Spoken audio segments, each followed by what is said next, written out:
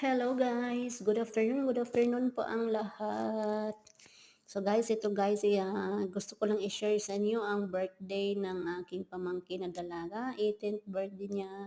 So ayan si Kitsilin. So ang saya-saya namin guys at ayan, masaya siya sa debut niya. Medyo kahit hirap pero pinipilit na. Arte ay arte garbo ba garbo? Ano ng garbo no? So okay lang ng paggarbo-garbo ta ginagmay. Ginagmay ra na siya guys. Ang kuan lang diha nga matuman lang jud diyahang pangandoy nga mag-celebrate og debut or debut kay kabalo na ta tagsa ra ba iskasa ra ba yan sa tuwang kinabuhi no niya. Siya pod ang amuang unang akong paunang pag-umangkon nga dalaga. Siya ang panganay nga apo ni mama o ni papa, panganay nga apo na babae.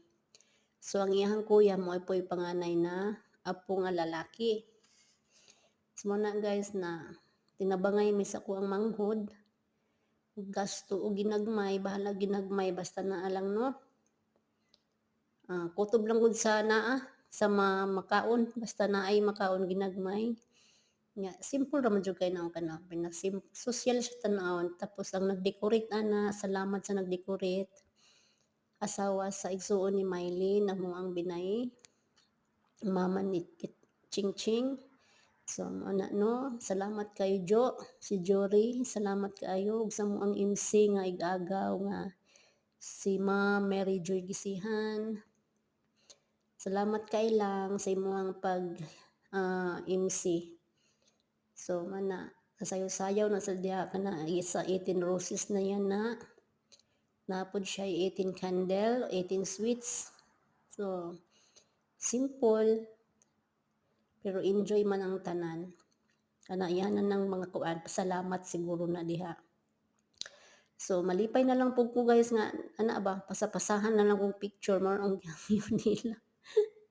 Lain na jud ning layo ra mo na ang iyang pamilya kung manghod yang panganay na anak lalaki si Chingching, si Mylene ug ang bunso nila na si Gidget.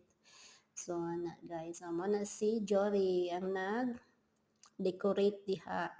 So mo na diha sa natad na sa balay guys. So na nindot baya pud pagka-decorate. Pwede na nato ni hire si Jory basi gusto mo diha mag pa-decorate og birthday, kasal.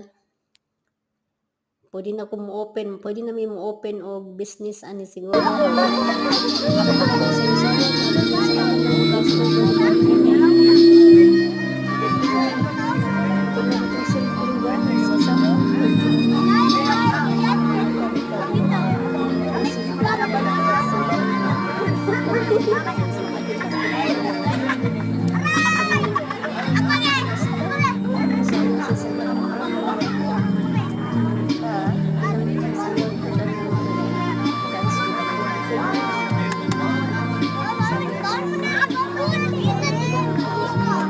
I-treasure ang oras na kauban mo imong dalaga.